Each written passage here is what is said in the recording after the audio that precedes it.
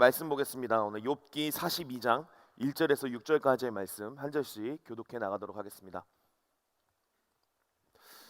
욥기 42장 1절에서 6절까지의 말씀 한 절씩 교독해 나가겠습니다. 먼저 읽습니다. 욥이 여호와께 대답하여 이르되 주께서는 못하실 일이 없사오며 무슨 계획이든지 못 이루실 것이 없는 줄 아오니 무지한 말로 이치를 가리는 자가 누구리이까? 나는 깨닫지도 못한 일을 말하였고 스스로 알 수도 없고 헤아리기도 어려운 일을 말하였나이다. 내가 말하겠사오니 주는 들으시고 내가 주께 묻겠사오니 주여 내게 알게 하옵소서. 내가 주께 대하여 귀로 듣기만 하였사오나 이제는 눈으로 주를 배움나이다. 그러므로 내가 스스로 거두어드리고 티끌과 제 가운데서 가운데에서 회개하나이다. 아멘. 아멘. 저는 이제 웬만하면 그 줄을 잘 서지 않습니다. 아무리 맛있는 집이라고 해도 절대 이제 줄을 서지 않는데요. 제가 이제 대만이라는 곳을 이제 갔는데 이렇게 길을 지나가는데 사람들이 줄을 서는 거예요. 근데 이제 줄을 서니까 일단 호기심이 생기는 거죠. 혹시 그 여러분들도 서봤는지 모르겠는데 시먼이라는 곳에 그 우유 도너츠라고 서보신 분 계십니까? 대만 좀 가세요. 예. 이제 줄을 길게 서는데 제가 줄을 안 서는데 제가 줄을 섰던 이유가 있어요. 왜냐면은 이상하게 한국인이 많은 게 아니라 외국인이 많은 것 같아요. 현지인이 많은 것 같은 거예요. 제가 이 현지인이 줄 선 거에 대해서 약간 좋은 추억이 일본에서 있었어요. 도쿄에서 제가 츠케멘이라는 것을 이제 처음 먹어봤는데 그때 제가 그 줄을 서고 후회하지 않았어요. 그래서 이건 현지인이 있으니까 이건 되겠다 해가지고 이제 12시가 오픈이었는데 그 다음날 11시 반에 와가지고 줄을 섰어요. 그래서 30분을 기다려가지고 이제 도너츠를 이제 구매하려고 이제 줄을 섰는데 그게 이제 한 네 번째 차례였나? 정각쯤 되니까 뒤에 사람이 엄청 많더라고요. 그래서 이제 제 차례가 돼가지고 이제 도너츠를 사서 이 또 도넛 이게 기름에 튀기는 거였거든요. 기름에 튀기는 건 언제 가장 맛있어요? 갓 할 때 먹어야 맛있지 않겠습니까? 그래서 갓 했을 때 딱 먹었어요. 맛있었을까요? 맛 없었을까요? 맛은 있었는데 저는 이제 대만에 그래서 검색해봤어요. 크리스피 도넛이 없나? 검색을 좀 해봤어요. 제가 봤을 때는 굳이 줄을 서서 먹을 이유가 있나? 라는 생각이 드는 거죠. 그래서 여러분도 혹시나 대만 가시거든 시먼 가시거든 그 우유 도넛을 줄게 서 있으면 쓰지 마세요. 크리스피 도넛을 가서 사 드세요. 그게 훨씬 더 맛있거든요. 그래서 이제 저에게 이제 그 개념들이 처참히 깨졌어요. 역시나 현지인이 서도 맛없다기보다 맛이 그렇게 있진 않을 수 있겠구나라는 이제 생각과 개념이 생긴 거죠. 그래서 제가 다음에 이제 해외 나가면 현지인이 아무리 줄을 서도 제가 쓸까요, 안 쓸까요? 고민하겠죠. 네. 근데 이제 안 쓸 가능성이 매우 높아지는 어떤 계기가 됐다는 거죠. 신앙도 저는 그렇다고 생각합니다. 저는 오늘 여러분들과 고난에 대해서 이야기하고 싶은데 흔히 사람들은 고난이라는 것 앞에 뭐라고 이야기하죠? 고난을 받고 있으면 이제 하나님이 치셨다라는 말을 종종 씁니다. 아마 여러분들도 써 보셨을 거예요. 하나님이 치셨다. 하나님이 나에게 어려움을 허락하셨다라는 이 말에는 보통 뭐가 따라오냐면 내가 잘못 산 것 아닌가? 내가 하나님이 좋아하시는 일을 하지 않았지 않나? 라는 것을 스스로 돌아보게 됩니다. 그러니까 고난이 찾아오면 우리 신앙인이라고 하는 사람들은 기본적으로 뭘 찾게 되냐면 내 삶이 하나님과 좀 잘 맞지 않았나? 내가 하나님이 싫어하는 일을 많이 해서 지금 이 상황에 처해 있는가? 라는 고민을 하게 된다는 거죠. 보통 이것을 이제 네 글자로 뭐라고 할까요? 권으로 시작합니다. 권, 선. 이렇게 무식할 수가 있나요? 권선징악 이 정도는 알아야 하지 않겠습니까? 네. 그러니까 착한 일을 권하고 악한 일을 징계한다. 그러니까 우리는 신앙생활을 하면서 이 권선징악의 개념이 많이 담겨 있습니다. 그래서 삶 가운데에 무엇인가 어려운 일이 생기면 내가 하나님 앞에 죄를 지었나? 악한 것을 지금 짓고 있나? 악한 일을 하고 있나? 라는 것을 이제 돌아보게 되는 거죠. 근데 여러분 여러분들 한번 고민해 보시기를 바랍니다. 뭘 고민해 보냐면 악한 일을 한 사람에게는 고난이 찾아오겠죠. 물론 그러겠죠. 그러나 고난이 있다고 해서 다 악한 사람일까요? 다 악하게 산 사람일까요? 나쁜 짓을 진짜 많이 해서 고난이 찾아올까요? 때로는 세상 가운데 이해되지 않는 일이 있습니다. 뭐냐면 담배를 피지 않아도 어떤 암이 걸리죠? 폐암이 걸리기도 합니다. 또한 일평생 자기 관리를 한 사람이라고 할지라도 갑작스럽게 건강 이슈가 생길 수도 있습니다. 그러니까 저는 오늘 여러분들에게 말하고 싶은 건 뭐냐면 고난이 우리에게 찾아온 어려움이 전부 다 내 어떤 악에 의해서 찾아오는 것은 아니다라는 것을 여러분들에게 말하고 싶은 겁니다. 오늘 이제 본문의 욥이라는 사람, 그러니까 욥기에는 욥이라는 사람이 주인공입니다. 이 욥이 어떤 사람인지를 소개하고 있는데요. 욥기 1장 1절을 같이 한번 읽어보도록 하겠습니다. 시작. 우스 땅에 욥이라 불리는 사람이 있었는데 그 사람은 온전하고 정직하여 하나님을 경외하며 악에서 떠난 자더라. 아멘. 아멘. 여러분 욥이 어떤 사람입니까? 그는 온전하고 정직하고 하나님을 경외하고 악에서 떠났다라고 이야기합니다. 여기서 이제 온전이라는 단어는 평온한 성격을 의미하고요. 그런가 하면 이제 정직이라는 아샤르라는 이 단어는 이제 공정하거나 청렴하거나 강직하거나 이제 그런 뜻을 가지고 있습니다. 그러니까 욥이 어떻게 보면 좋은 사람인 거예요. 도덕적으로 되게 좋은 사람, 굉장히 깨끗한 사람, 그런 사람이라는 것을 가르쳐 주는 겁니다. 그러니까 뿐만 아니라 그는 하나님을 경외도 했다라고 합니다. 하나님을 경외했다. 하나님을 두려워했다. 그리고 악과 가까이 지내지도 않았다라고 이야기를 합니다. 그러니까 종교적으로 뛰어난 사람이죠. 그러니까 이 사람을 종합해 봤을 때 뭐라고 이야기할 수 있냐면 흠이 없구나. 야, 도덕적으로도 깨끗하고 뭔가 삶적으로도 깨끗하고 또 하나님을 믿는 그 믿음에서도 정말 제사도 잘 드리고 예배도 잘 드리고 기도도 열심히 하고 악도 없는 그런 사람이 욥이다라는 겁니다. 만약 여러분이 하나님이라고 생각해 보십시오. 그럼 이런 욥을 어떻게 대우하고 싶으세요? 이 욥을 어떻게 대할 겁니까? 여러분들이 하나님이라고 한다면 온갖 좋은 것을 주고 정말 다 주지 못해서 너무 마음을 아파하고 세상에 어떠한 좋은 많은 것들을 다 허락하고 또 여러 가지 위험과 또 여러 가지 어떤 그 위협에서 방어를 해주고 그래야 되는 것 아니겠습니까? 정말 온전한 사람이고 하나님을 잘 경외하고 악이 없는 그 사람이기에 하나님께서 그를 아주 멋지게 대우해야 된다는 생각을 하게 됩니다. 그런데 놀라운 것은 뭔지 아십니까? 이런 욥에게 하나님은 뭘 허락하고 계시냐면 고난과 시련을 허락하신다는 겁니다. 악도 없고 하나님을 경외하고 온전하고 완전한 그 사람에게 그 욥에게 하나님은 고난과 시련을 허락한다는 거예요. 여러분 이게 이해가 되십니까? 우리는 이해할 수 없습니다. 왜냐하면 우리의 기본 개념 자체에서는 권선징악이라는 게 있습니다. 나쁜 일은 누구에게만 일어나야 됩니까? 악한 사람에게만 일어나야 됩니다. 그런데 성경은 놀랍게도 뭘 이야기하고 있습니까? 악하지 않더라도 인생에서 나쁜 짓을 하지 않더라도 그 사람에게도 고난과 시련은 얼마든지 찾아올 수 있다라고 이야기를 하고 있다라는 겁니다. 어떤 고난과 시련을 주셨을까? 욥기를 한번 읽어보겠습니다. 한번 여러분들도 동일한 경험을 했는지 한번 이야기해 보십시오. 첫 번째, 자식을 다 잃습니다. 자식 다 잃어보신 분, 있으면 큰일 나죠. 그리고 재산도 다 잃습니다. 그가 소유한 종도 다 잃어버립니다. 그리고 심지어 자신의 건강까지도 잃게 됩니다. 여러분, 하나님 앞에 잘 지냈습니다. 그런데 찾아온 것은 뭡니까?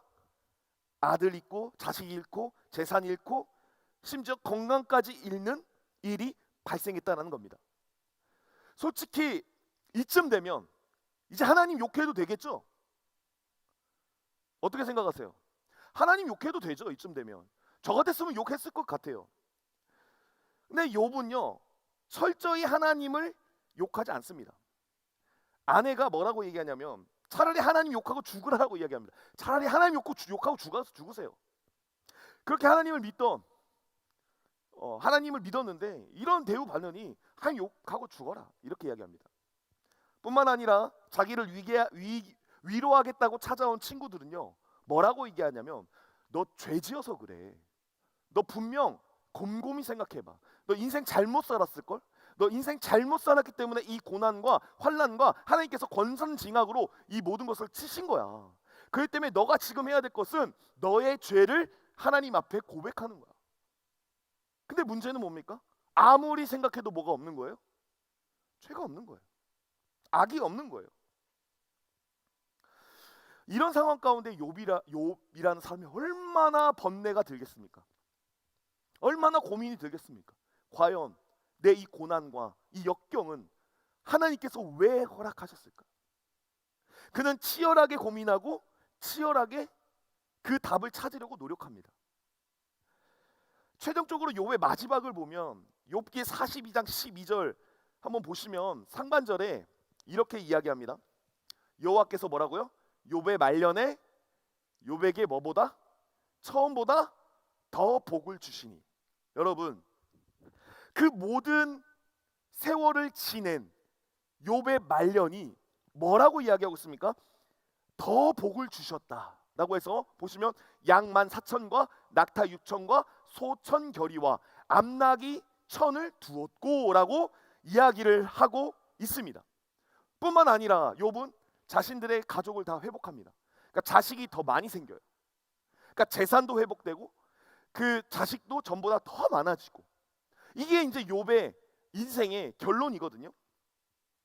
그래서 보통 욥기 하면 어떻게 해석하냐면 고난과 시련을 하나님은 허락하시는데요, 그 고난과 시련은 뭘 더 사랑하는지, 하나님을 진짜 사랑하는지 테스트하는 것입니다. 그러니 고난과 시련 속에도 견뎌야 합니다. 불평 불만을 하면 안 되고 어떤 일이 있어도 하나님을 찬양하고 경외해야 합니다. 그때 비로소 하나님은 더 큰 복을 내려 주십니다. 보통의 사람들은 욥기를 보며 이렇게 해석합니다. 그래서 여러분들도 마찬가지일 겁니다. 고난과 고통 가운데 있는 사람을 보며 누구를 많이 이야기합니까? 욥을 이야기하면서 그거 지금 하나님이 너 하나님 더 사랑하는지 아니면 다른 무엇 더 사랑하는지 지금 테스트하는 것이고, 너 거기서 절대 하나님 배신하면 안 돼. 너 견디고 인내해. 그럼 하나님이 너에게 더 큰 복을 허락하실 거야. 어떻게 생각하십니까? 여러분, 하나님은 고난과 고통을 허락하셔서 그것을 인내하고 견뎌내면 더 큰 복을 주는 분이십니까? 저는 그런 하나님이라고 생각하지 않습니다. 여러분, 이런 해석은 저는 적당하지 않다고 생각합니다. 복을 주기 위해서, 나를 더 사랑하는가를 테스트하기 위해서 고난과 고통을 허락하시는 하나님, 여러분 이런 하나님을 인격적이라고 느끼십니까? 하나님은 아브라함에게 이삭을 바치라고 합니다. 그때 창세기 22장을 보면 여기서는 이제 시험이라는 말을 쓰는데 테스트한다는 거예요. 하나님이 뭘 테스트하는 걸까? 아브라함이 하나님을 더 경외하는지, 이삭을 더 사랑하는지, 네 아들을 바치는 것을 보고. 근데 이 본문에서는요, 이삭을 뺏어가지는 않았어요, 하나님이. 더불어서 이 본문은요, 사실 보이고자 하는 뜻이 있는데 그것은 그리스도입니다. 아브라함과 이삭을 통해서 하나님은 누구를 보이고 계십니까? 여호와 이레. 그래, 내가 너희를 위해서 독자를 준비하고 있다라는 그 사실을 하나님은 창세기 22장을 통해서 가르쳐 주는 것이지, 내가 나를 더 사랑하는가? 이것 봐서 내게 더 큰 복을 주고 더 적은 복을 주고 다 뺏고, 이런 의미가 아니라는 겁니다. 오늘 같이 읽은 본문의 소제목 한번 성경책을 보시겠습니까? 42장 위에 보면 혹시 뭐라고 적혀 있는지 보이세요? 욥의 회개라고 적혀 있습니다. 여러분, 회개는 누가 하는 거죠? 회개는 누가 합니까? 잘못한 사람이 회개를 하는 겁니다. 그렇지 않습니까? 잘못한 사람이 회개하는 겁니다. 근데 만약 하나님이 테스트를 하기 위해서, 누구를 더 사랑하는지를 보기 위해서, 잘 견디는지를 보기 위해서 한 내용이라고 한다면 욥이 회개할 이유가 있습니까? 욥은 회개할 이유가 없습니다. 욥은 오히려 뭘 해야 됩니까? 칭찬을 받아야 됩니다. 너 잘했구나. 너 역시 나를 사랑하는구나. 내가 이런 환난과 시험을 줬는데도 불구하고 나를 떠나지 않았구나. 그러니 너는 복받을 만한 자격이 있구나. 내가 너를 칭찬한다. 이런 칭찬의 말 가운데에 욥이 해야 될 것은 주님 감사합니다. 역시 저라서 버텼죠. 주님의 큰 뜻이 있을 줄 전 알았습니다. 주님은 위대하십니다. 이렇게 고백해야 되는데 욥은 뭐 하고 있습니까? 회개하고 있다는 겁니다. 여러분, 한 신학생이 있었습니다. 그 신학생은 어머니의 권유로 목회자가 되기를 다짐했습니다. 그렇게 신학생이 되었고 그렇게 사역을 하게 되었습니다. 근데 문제는 사역이 쉽지 않은 겁니다. 여러분들 사역에 대한 그 어려움을 알고 싶으세요? 그러면 목사로 결단하시기를 바라겠습니다. 어쨌든 쉽지 않은 거예요. 설교 준비도 힘들고 사람을 대하는 것도 힘들고 절제하는 것도 많고 뭔가 이해되지 않는 일도 많고 뭔가 이해되지 않는 일 가운데에 내가 져야 되는 경우들도 많고 또 취미 생활에 뭐가 빠져 있으면 무슨 저기 전도사가 취미 생활을 한다 이러시면서 목회는 관심 없다 이러면서 이야기하고 그냥 여러분 견디기가 어려운 거예요.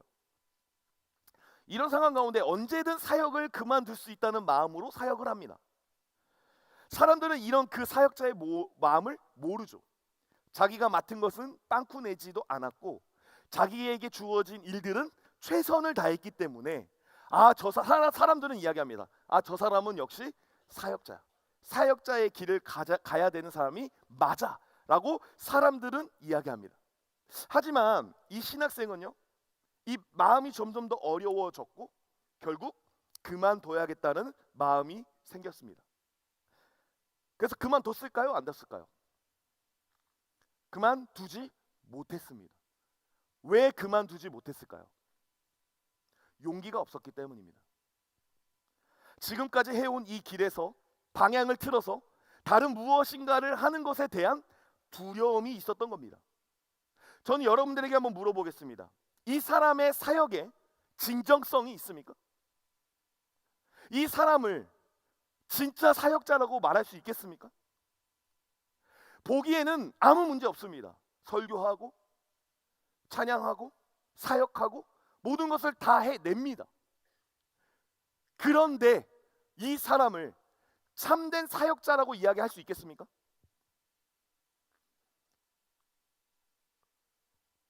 여러분, 욥이 딱 그런 사람이었습니다. 고난과 고통 속에 정말 믿음의 본을 보이는 것 같습니다. 잘 견디는 것 같습니다. 그러나 사실 욥은 그렇지 못했습니다. 욥은요 사실 용기가 없어서 하나님을 욕하지 못했을 뿐입니다. 그는 차라리 하나님을 욕하고 죽으라고 말하는 그 아내의 말이 참으로 솔깃했을 겁니다. 자, 여러분, 욥기를 누가 썼습니까? 욥기 누가 썼죠? 욥이 썼습니다. 만약에 여러분들이 성경을 쓴다고 한다면 아내가 하나님 욕하고 뒤지라고 하는 그 내용을 경건한 사람이라고 한다면 썼겠습니까? 안 썼겠습니까? 네. 사실 제가 예전에 한 10 몇 년 전에 이 설교의 본문을 들으면서 그분이 해석하기를 이렇게 해석하는 거죠. 사실 욥은 욕하고 싶었다. 그런데 겁쟁이여서 아내의 말을 빌어 욥기에 자신의 마음을 적어놨다. 그러니까 욥은요 보면 나와요. 차라리 뭐라고 이야기하냐면 어머니 뱃속에 있으면 좋겠다는 말합니다. 차라리 어머니 뱃속으로 들어갔으면 좋겠습니다. 제가 어머니 뱃속에서 그냥 끊어졌으면 좋겠습니다. 그러니까 죽고 싶다는 거죠. 차라리 그게 낫겠습니다. 그러니까 뭐예요? 용기가 없으니까 뭘 못하는 거예요? 하나님을 욕하지 못하는 거예요. 그럼 이제 대체 욥기가 말하는 것은 뭘까? 욥에게 허락된 그 고통과 고난을 통해 뭘 말하고 싶은 걸까? 저는 핵심은 오늘 5절에 있다고 생각합니다. 5절의 말씀 같이 한번 읽어보겠습니다. 시작.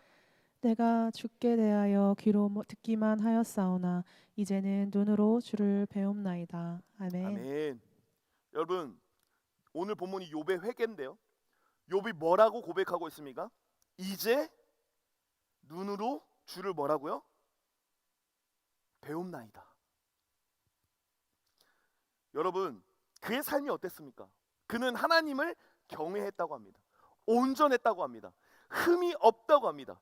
그런데 그가 뭐라고 고백하고 있습니까? 주를 배웠습니다라고 고백하고 있다라는 사실입니다. 여러분, 이게 이해되십니까? 우리는 생각합니다. 꼬박꼬박 예배드리고 꼬박꼬박 헌금 잘하고 꼬박꼬박 모임 잘하고 또 어렸을 적에 꼬박꼬박 우리 선생님들 말 잘 듣고 꼬박꼬박 교회 잘 나오고 이러면 하나님을 알 거라고 생각합니다. 그런데 그렇지 않다라는 겁니다. 아무리 꼬박꼬박 예배 나와도, 아무리 꼬박꼬박 내가 헌금을 해도, 내가 아무리 꼬박꼬박 큐티를 해도, 기도를 해도 그것이 하나님을 모르고 하는 행위일 수 있다는 사실입니다. 최근에 이제 알게 된 사실인데요. 여러분, 모범생 아시죠? 예, 모범생이 어떤 사람들이죠? 예? 조용하네요. 좋긴 해. 네. 모범생 어떤 사람들이죠? 예, 본이 되는 사람이라고 알고 있는데요. 제가 이제 최근에 박물관 갔는데 이제 모범이라는 게 어디서 왔냐면 청동기 시대에서 왔다고 합니다. 청동기 시대. 그래서 이 청동기 시대에 이게 청동을 이렇게 이제 청동 그릇을 이제 어떤 틀에 부어서 만드는데요. 그것을 모범이라고 해야 한대요. 그러니까 청동기를 부어서 그 만드는 틀을 모범이라고 해요. 그래서 모틀이 있고 범틀이 있다고 합니다. 그래서 이 두 틀이 합쳐져 가지고 용도에 맞게 뭐 식기가 되기도 하고 뭐 술잔이 되기 뭐 술 어떤 그릇이 되기도 하고 제사에 쓰이는 도구가 되기도 한다라고 하는 거예요. 그래서 모범이 여기서 나왔다고 하는 거예요. 그 틀 안에 잘 맞춰진 그 존재. 그래서 모범이 이렇게 나왔는데, 그래서 모범의 순수한 의미는 뭐냐면 만들어 놓은 틀을 잘 맞추는 사람. 그렇죠? 여러분, 이 만들어 놓은 틀에 잘 맞추는 사람 어때요? 그러니까 교회에서도 그렇잖아요. 교회에서도 딱 그 틀이 있잖아요. 그래서 그 틀 안에 굉장히 이제 어렸을 때부터 모태에서부터 잘 놀아난 사람들 있죠. 잘 논 사람. 예, 그런 사람들은 보통 뭘 들어요? 칭찬을 듣죠. 예. 근데 여러분, 그 틀 안에 거하는 모범생이 정말 하나님을 만난 사람이라고 할 수 있을까요? 어려서부터 자라서 태어난 게 기독교예요. 그래서 제가 기독교에 이제 기독교 교회를 접하면서 눈 떠 보니까 율동시켜서 율동하고 또 눈 떠 보니까 예배하라고 해서 무릎 꿇고 기도하고 뭐 이렇게 하잖아요. 우리 유치부 선생님들 뭐 어린이 영어부 선생님들 애들 무릎 꿇고 기도 뭐 이렇게 손 모으고 하라고 하잖아요. 그러면 그 친구들이 잘하면 어떻게 해요? 칭찬해 주잖아요. 근데 그 친구들이 진짜 예수님을 하나님을 만난 걸까요? 어떻게 생각하세요? 그렇지 않을 수도 있다라는 겁니다. 그러니까 사람의 눈은 잘하는 사람은 하나님을 다 만났을 거라고 생각해요. 하나님을 다 알 거라고 생각해요. 그래서 그들은 무한 칭찬해요.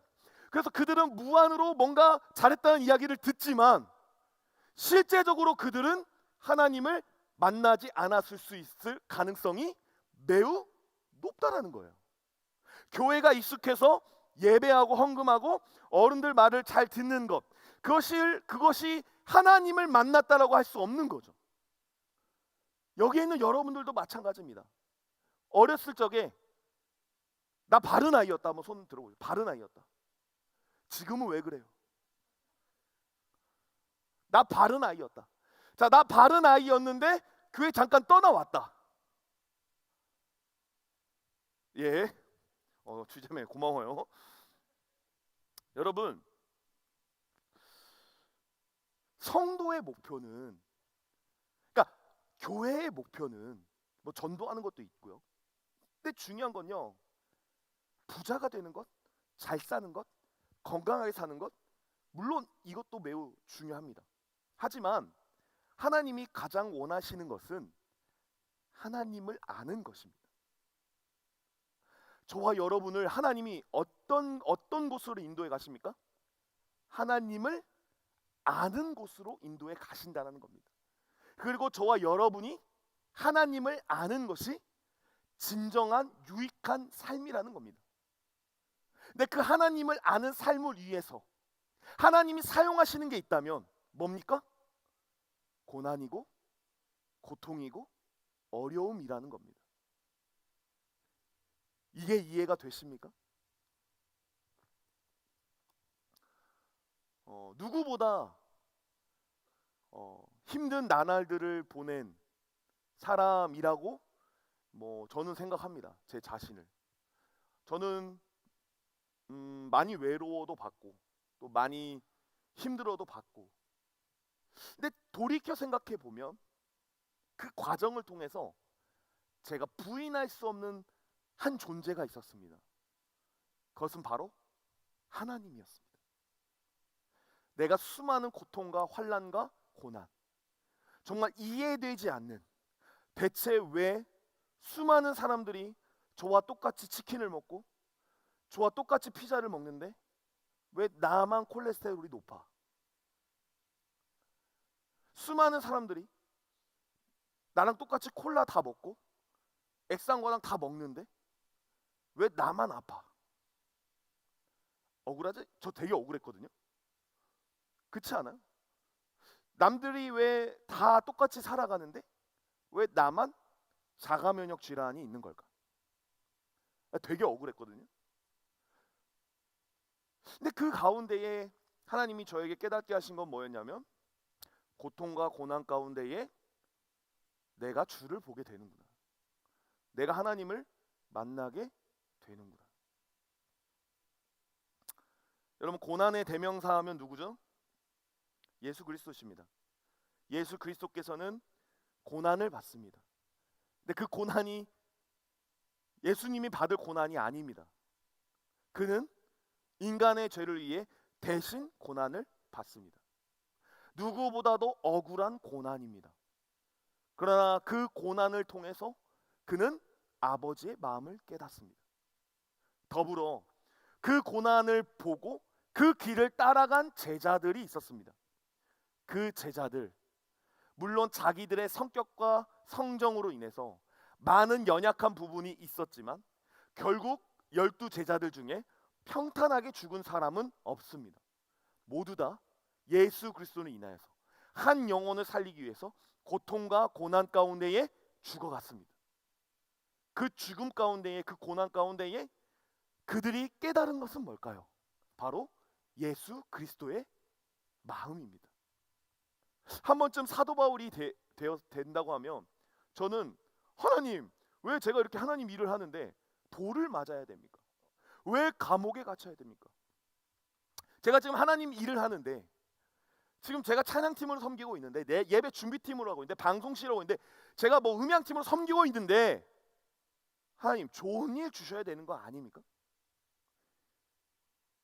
사도 바울의 마음처럼 저 따져 물을 수 있을 거라고 생각해요. 그러나 사도 바울은 자신의 고통 가운데 고난 가운데 한 번도 그것을 따져 묻지 않았습니다. 그 고통과 고난이 자신의 삶에 주어지면 더 주어질수록 그는 예수를 향한 마음이 더 커졌습니다. 그게 오늘날 저와 여러분들에게 이해되지 않는 고통과 고난이 허락되는 이유입니다. 제가 방금도 말씀드렸지만 인간의 가장 중요한 목적 중에 하나는 평탄하게 사는 것이 아닙니다. 인간이 진짜 좋은 삶은 뭐냐면 하나님을 아는 것입니다. 오늘 함께 이제 찬양할 고백도 그거예요. 이것이 영원한 삶. 참 하나님과 그 아들을 아는 삶. 그게 바로 영원한 삶의 초석이고 기초이기 때문에 저와 여러분이 영생을 살아갈 백성으로서 지금부터 뭘 알아야 됩니까? 내가 고통과 고난이 없는 삶을 원하는 것이 아니라 하나님을 더 깊이 알아가는 삶을 추구하고 살아갈 때 진정으로 저와 여러분들에게 누가 보이기 시작합니까? 하나님이 보이기 시작하더라라는 것입니다. 오늘은 좀 짧게 말씀을 준비하려고 노력을 많이 해서 제가 마무리를 하려고 하는데요. 오늘 저는 이제 교회 오빠라는 혹시 다큐멘터리 영화 아십니까? 교회 오빠. 거기 이제 주인공이 이제 남자 집사님 이관희 집사님이라고 하는데 그분이 이제 돌아가셨습니다. 이제 고인이 되셨어요. 그는 이제 저와 여러분과 다를 바가 없는 그냥 평범한 청년이면서 동시에 한 가정의 이제 가장이었어요. 그런데 어느 날 갑자기 찾아온 대장암 사기가 이제 어느 날 대장암 사기가 그의 삶 가운데 이제 찾아오게 된 거예요. 네, 교회 오빠한테 대장암 사기가 찾아온 거예요. 그러자 그의 삶이 이제 송두리째 뒤 흔들리게 되었는데요. 이 연이어서 들려온 소식은 뭐냐면 어머니, 그 다음에 또 아내가 또 암 판정을 받게 됩니다. 감당할 수 없는 고난이 파도처럼 그를 덮쳐요. 그 상황 가운데 대체 나한테 왜 이러세요? 라고 하나님을 향해 삿대질을 할 법한 상황이었는데 하지만 그는 죽음을 앞둔 병상에서 우리에게 전혀 다른 질문을 던집니다. 이런 질문이에요. 대략 내 삶이 평탄할 때만 하나님을 신뢰하는 것이 진짜 믿음인가? 아니면 모든 것을 잃어버린 이 순간에도 나는 하나님을 사랑할 수 있는가? 사랑하는 청년 여러분, 우리는 흔히 잘 나가는 것이 복이고 성공하는 것이 은혜라고 생각합니다. 하지만 이 교회 오빠의 주인공인 이관희 집사님은 온몸으로 증명했습니다. 고난 끝에 내가 하나님을 더 선명하게 느낄 수 있구나. 고난 가운데의 하나님을 더 알 수 있구나. 이게 복이구나. 그는 병색이 완연한 얼굴로 고백합니다. 자신은 암에 걸린 것이 아니라 하나님을 더 깊이 만나는 기회를 얻은 것이라고 말입니다.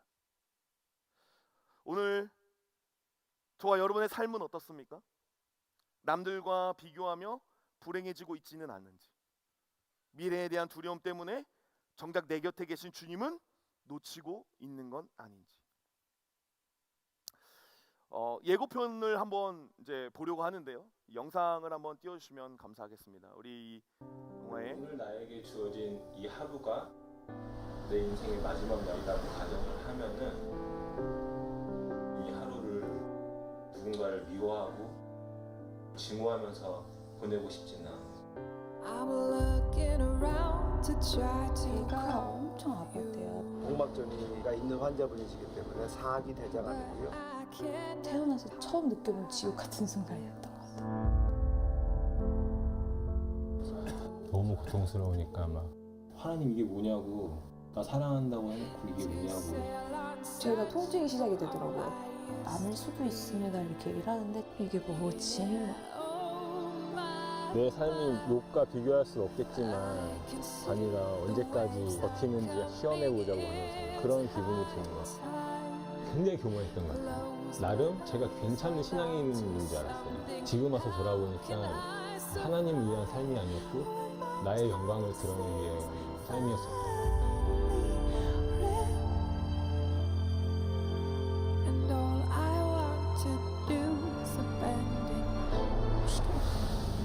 다 잘못했습니다.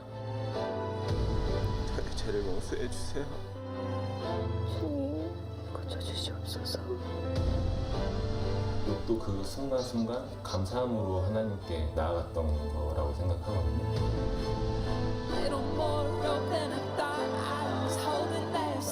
나는 너무 짧은 시간에 너무 큰 고난을 연달아 받아서 그 누구도 경험하지 못한 하나님의 그 깊은 사랑과 은혜를 체험했었구나라는 위안이 들더라고요.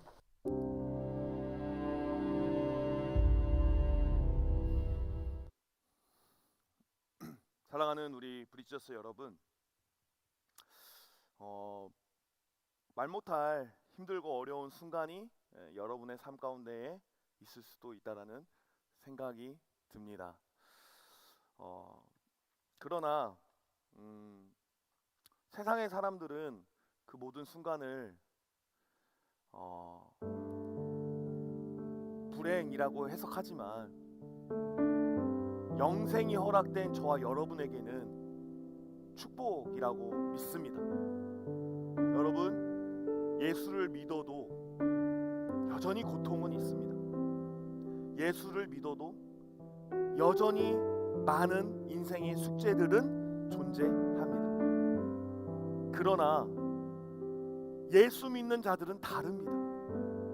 그것이 더욱 하나님을 알게 되는 계기가 되고요. 그것을 통해 나중에 하나님을 만나며 살아갈 그 천국에서 얼마나 기쁨을 누릴지를 우리는 배우게 됩니다. 힘들고 어려우시다면 걱정 마십시오. 그 끝에 하나님이 여러분들을 환하게 받아주실 겁니다. 그 끝에 여러분들은 더 깊은 성도로 자라날 것입니다. 우리 이제 함께 말씀을 생각하면서 같이 고백했으면 좋겠습니다.